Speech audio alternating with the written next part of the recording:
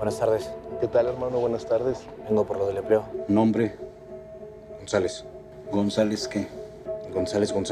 Aunque la película aborda la historia de un personaje que se enajena con una religión, no hay una crítica como tal a elementos religiosos, sino más como estructuras de poder.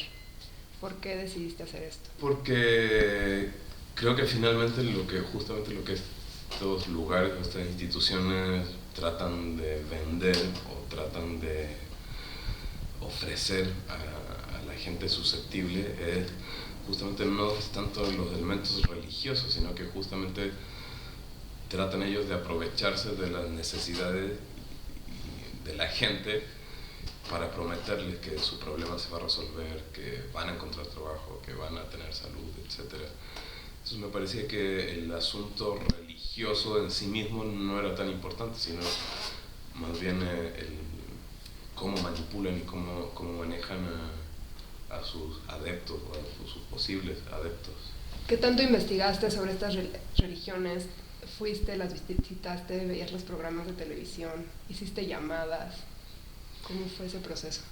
Sí, bueno, yo siempre había tenido como una especie de presentimiento con esos lugares, ¿no? De que eran como medio oscuros, muy cerrados. Luego ocurrió una anécdota con una compañera de curso que fue a una de estas iglesias inocentemente con la idea de hacer un ejercicio documental. No le permitieron grabar y cuando ella se fue la siguieron en la calle. Entonces nos contó esta anécdota y entonces pues sí, vino como una especie de confirmación de bueno, pues sí, efectivamente son medio mafiosos estos tipos. Después empecé a buscar en internet y me encontré con muchos videos de equipos de prensa que habían tratado de hacer el reportaje o algo y que los trataron violentamente, y me empecé a encontrar con información de que estas iglesias pues tenían un prontuario abultado en Latinoamérica, es decir, ya habían sido acusados en otros países de lavado de dinero, de tráfico de influencias, etc. Entonces, claro, vino toda esta investigación a través de internet donde pude constatar que efectivamente estos lugares pues son muy fácilmente como de pronto gente muy astuta que se apodera de estos lugares o forman su propia iglesia y como una manera de lucrar realmente con las necesidades y la fe de la gente.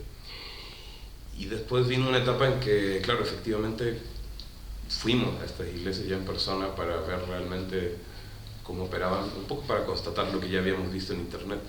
Hay muchas grabaciones en internet de personas que de pronto entran con su teléfono y solo graban audio o graban algo de imagen, pero no se puede llegar a ver bien, pero sí escuchas claramente cuál es el discurso de estos pastores o de estos predicadores, ¿no? Y su discurso apunta básicamente a estar pidiendo dinero constantemente por diferentes razones y tienen esta especie de dogma de la riqueza, se le podríamos decir, ¿no? Es decir,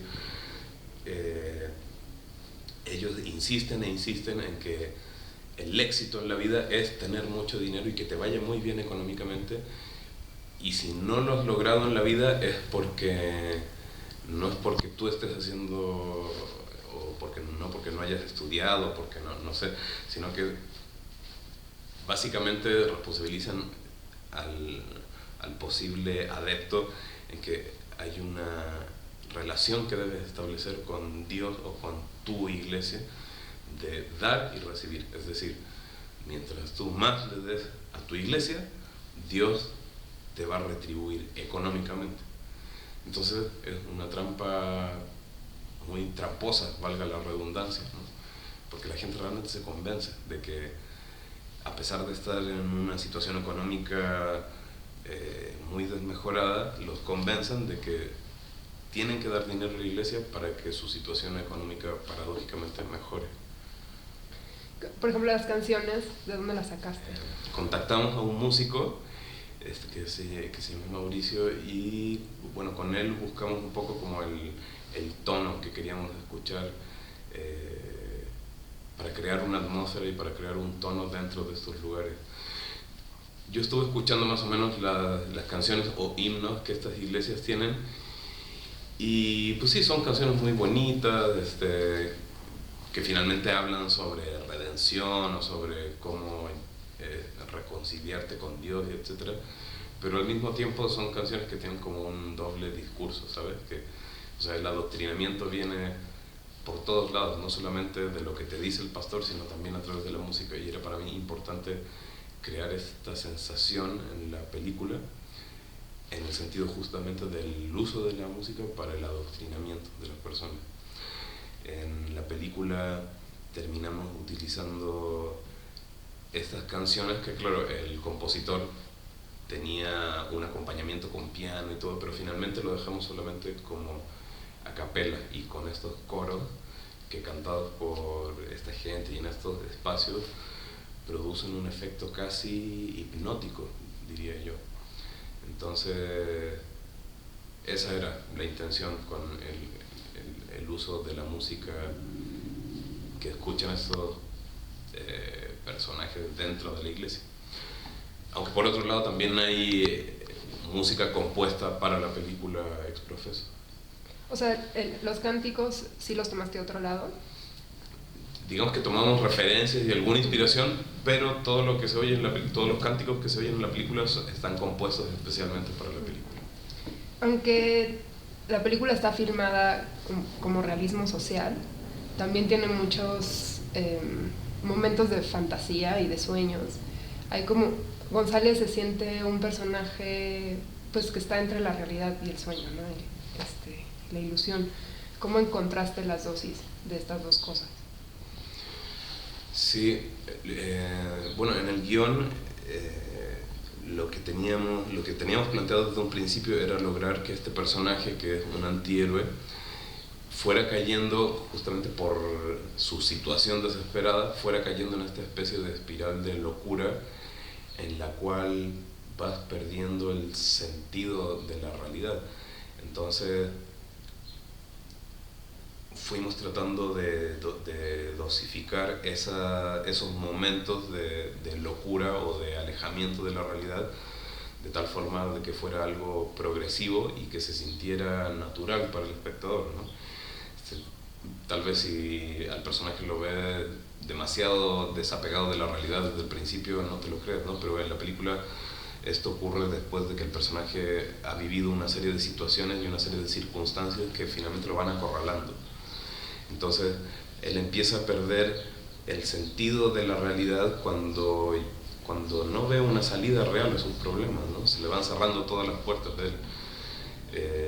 Es curioso porque a pesar de ser un antihéroe, también el desafío de nosotros como escritores y mío como realizador era, a pesar de tener este protagonista despreciable o que a lo mejor, claro, en la vida normal sería una persona que no te agradaría conocer ni ser su amigo, entonces el desafío era tener este personaje, pero lograr que el público se sintiera identificado y que se pusieran de parte de este tipo, ¿no? La relación que González desarrolla con Elías es más, sobre todo, platónica, ¿no? ¿Por qué decidiste ponerlos tan poco tiempo juntos?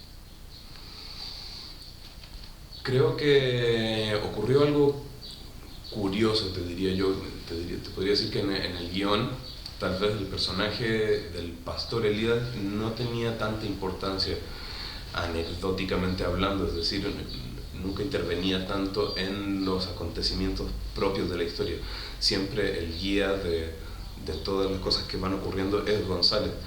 La película estaba propuesta así un poco desde el principio, es decir, toda la película muy subjetiva y narrada básicamente desde el punto de vista de su protagonista. Pero ocurrió que conseguimos a Carlos Bardem a través de Harold y bueno, y creo que cuando ya Carlos se puso el disfraz o se puso el personaje encima del pastor, tiene él una presencia en pantalla súper impresionante y creo que el personaje cobró mucha más vida de la que tal vez tenía en el papel. Entonces, sin duda, a lo mejor en la película te quedas a lo mejor con ganas de más encuentros entre González y el pastor, pero también creo que termina siendo coherente porque pertenecen a dos mundos totalmente alejados, ¿no? Es decir, González pertenece a esta gran masa invisible, de piel morena, que toda su vida ha sido discriminado y toda su vida le han hecho sentir que es menos y que vale menos. Y por otro lado tenemos al pastor Elías, que es justamente todo lo contrario de González, ¿no? Es decir, un tipo que, a pesar de tener esta cosa, esta iglesia de mentira, o esta falsa iglesia o pseudo iglesia, es un tipo exitoso, que tiene el mejor coche, que tiene un traje excelente, que se viste muy bien, que le va muy bien económicamente, que es extranjero, que muchas veces eso, lamentablemente, o querámoslo o no, en México ser extranjero te da un estatus ¿no? diferente al común de las personas. Entonces, creo que sí terminó siendo coherente el hecho de tener estos dos personajes que tienen estos puntos de encuentro, pero que son puntos de encuentro casi forzados, ¿no? Es decir, González lo puede ver en la televisión, que es una cosa virtual, pero distante en la realidad. Lo puede ver cuando él fuerza este encuentro para pedirle una oportunidad en esta iglesia de él convertirse en un predicador también. Y bueno, y en el final también ya ese encuentro es absolutamente forzado, ¿no? Entonces creo que son dos personajes totalmente opuestos y que se encuentran justamente a la fuerza, dramáticamente hablando y metafóricamente hablando. González es justo un personaje demasiado común que le pasan cosas extraordinarias. ¿Cómo justificar esos saltos? Bueno, se justifican dentro de una historia de ficción, ¿no? Que siempre obviamente va a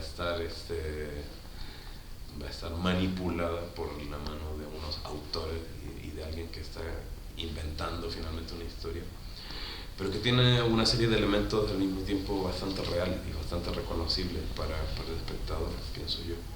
Y está hecho un poco como un film noir, ¿no?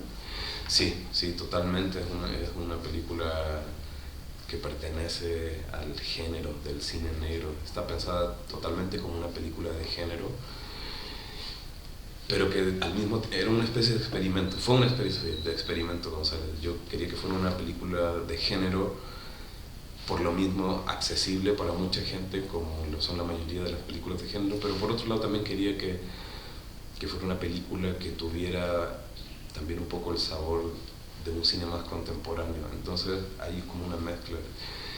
Cuando la ves, creo que sí se puede sentir a veces que es una película que está como partida como en dos, ¿no? A lo mejor como que toda la primera parte es bastante observacional y un poco más contemplativa, y que va más sobre la atmósfera y la psicología del personaje, y luego tienes una segunda parte que va un poco más sobre la anécdota y sobre la resolución anecdótica de la historia, ¿no? Entonces, sí, había ahí como una serie de cosas, pero sin duda, como dice, está pensada como una película de cine negro, inspirada fundamentalmente en algunas películas de Scorsese y algunas otras. Este es un buen negocio. El Señor puede cambiar tu vida. Y a cambio de todo lo que te da, lo único que te pido es que tengas fe.